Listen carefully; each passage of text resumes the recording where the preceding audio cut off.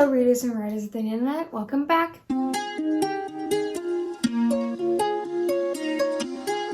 So this video is going to be another new releases, but this time for the month of May. I don't have as many as I did last time. I believe there are only like 5 or 6 on this list, so it's going to be kind of shorter. Let's get into it. The Blade of Secrets by Tricia Lavenseller, I believe. This one is by the author who did The Shadows Between Us and a bunch of other works. I have actually not read one of her books yet. I want to read The Shadows Between Us, but I just haven't seen it in paperback yet. But yeah, this one sounds interesting. Ziva, she can make weapons that have like special powers and stuff like that, and one day she gets a request to make a sword that can steal people's secrets. And then the person who wants the sword turns out to be really bad, and you know, he wants to all that kind of fun stuff. So this one actually really interests me in terms of just the magic system by itself, and the fact that, you know, metal is more so the power rather than the people. Now, I could have just misread it and misinterpreted it, but that's what I got out of that. It seems really interesting in that aspect, and it's cool to see like a weapon that can like take people's secrets. So I'll be looking forward for that one.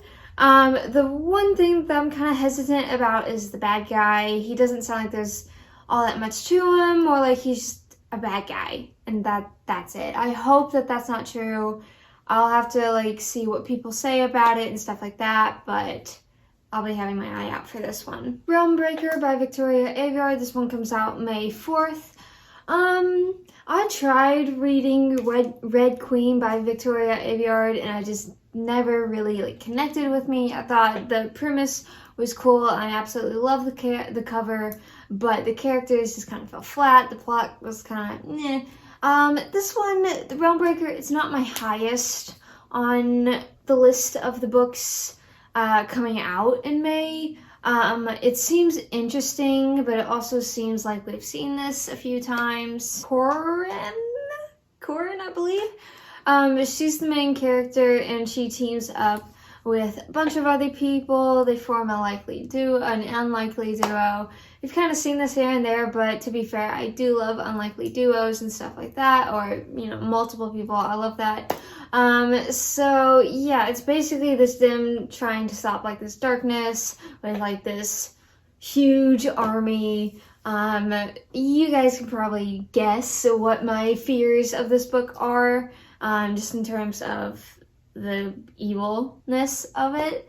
But it kind of seems interesting, and I'm willing to give her another chance. In the Ravenous Dark by A.M. Strickland. This one, I absolutely love this cover. It's absolutely beautiful, and the magic system seems really unique. The main character is called Rovan, and basically once you exhibit that you have this power, you are tied therefore to a soul, or a spirit, or whatever they call them in this book, and that's basically the power source. And the one thing that like I saw this and I was like, no, this book had such promise, is it says that Rovan, this is a pansexual romance, I believe. So she actually begins to fall for a girl named Lydia and a guy who is also a spirit named Iverlus, I believe. That's like the one point where I'm like, please, not another love triangle. Please, dear God, no. I can't go through it. I cannot. If this book comes out and like everyone starts talking about the love triangles, I am not reading this book. I don't care how good the premise is.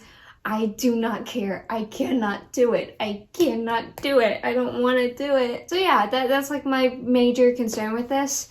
Basically the trio, they uncover secrets within the kingdom and stuff like that. So that's really exciting. Again, I absolutely love this cover. I love this premise. It's just that love triangle. I'm like, please, no. Not My Problem by Syria Smith. This one is actually contemporary, so everyone, please just give it up for me for finding a contemporary that I'm interested in. This one follows a young girl named Aideen. So basically she has a lot going on at school, and then she runs into her arch nemesis who has a problem, and she solves that problem by shoving the girl down the stairs and breaking her leg. Which effectively gets the other girl out of the problem which she was in. So basically, this like line of people start being like, hey, can you fix my problem? Help me. And she's like, oh, sure, okay. So I can see this being a bit more of a funny contemporary, if you will, with a little bit of romance sprinkled in. So I'm excited, and you guys know for me to be excited about a contemporary is a really, really, really rare thing. So be proud of me. I'm proud of myself.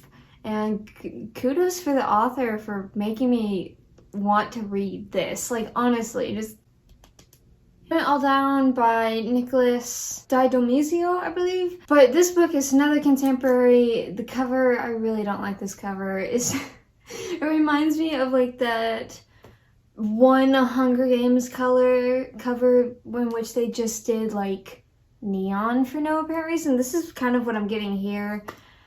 But, you know, the premise is interesting. So the main character is Joey, and he has a really bad breakup, and his best friend, who is also his mom, named Gia, they actually, in a misguided attempt to, like, get revenge, they accidentally commit a series of crimes, and they're forced to go to Gia's ex's house, whose name is Marco, and they're kind of forced to hide out there and talk about, like, everything they've done, all their mistakes and stuff like that. So I can see this book taking place over like 24 hours, like once they get to Marco's and them just like sitting talking, and then a lot of flashbacks and stuff like that. So I'm really excited for that aspect, and you guys know me, I love like the philosophical talks of like, I'm a bad person, here's what I've done, you know, that kind of stuff. I just love it. I love talking about that. I love reading about that. So that seems really interesting right there. There's really nothing else really I can say about this book. The Immortal Game by Talia Rothschild. This is a mythology book, and I'm so excited that I found this. So this book follows the main character, Galeen, who is the daughter of Poseidon, and then one day a terrible like accident causes Olympus to be in ruins and chaos, and she's blamed for it. So she actually gathers like a group of people who are willing to help her and like set the record straight, but their actions could lead to Olympus being saved or being burned down. So my one fear with this book is it sounds really, really, really familiar to Percy Jackson. I have not read any of his books, but I have watched the movie, and it's kind of similar. Like, you know, Percy's blamed for stealing a lightning bolt, and he has friends who are like, no, he didn't. They go, you know, set out, and like the balance is undone and all that. I'm just like, please no. You know, because this book sounds so good and so original, and I feel like the mythology aspect is really gonna help this book, if that makes sense. It's not gonna be like cheesy or anything. So I'm really excited for that. I just don't want to repeat of Percy Jackson. I'll definitely have to keep my eye on this one and see what people are saying about it. So fingers crossed. And that is it. Those are all the new releases that I'm excited for in the month of May. Not too many, but the ones that I did find I'm really interested in, so that's good. Thank you as always for watching. Don't forget to like, share, comment, and subscribe. And it means the world to me if you follow me on all my other social media, such as Instagram, Facebook, Twitter. Those will be listed down in the description below. And I will see you in the next video. Bye!